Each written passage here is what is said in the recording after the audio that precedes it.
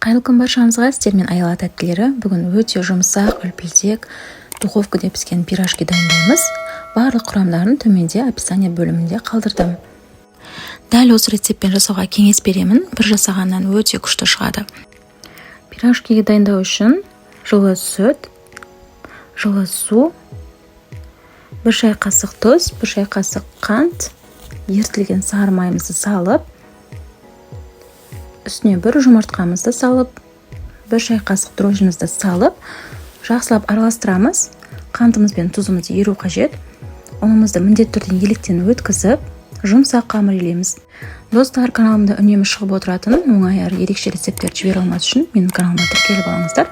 Міне достар, біздің қамырымыз дайын болды. Осының үстіне 2-3 ас қасық сұйық майды салып, жақсылап иілеп, осылай жұмсақ болады.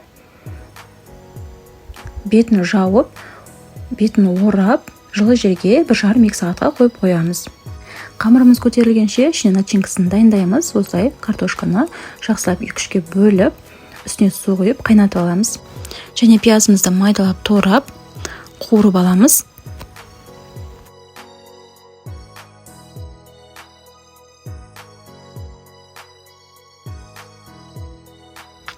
Біздің картошкамыз пісті. Осыны жақсылап езіп, үстіне пиязымызды салып, дәміне қарай тұз, бұрыш салып, жақсылап араластырамыз.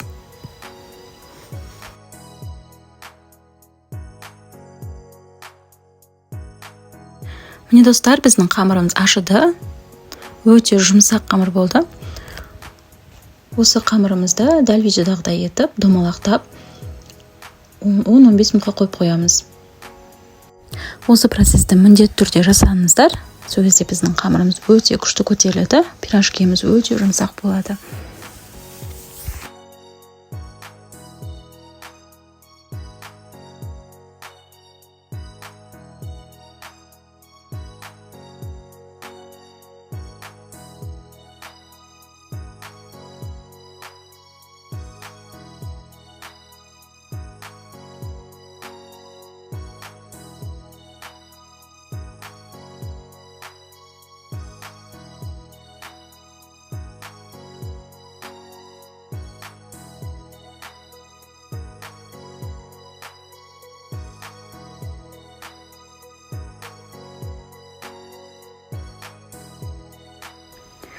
Достар, дәл осы қамырмен мен сосиска в тестеде жасадым.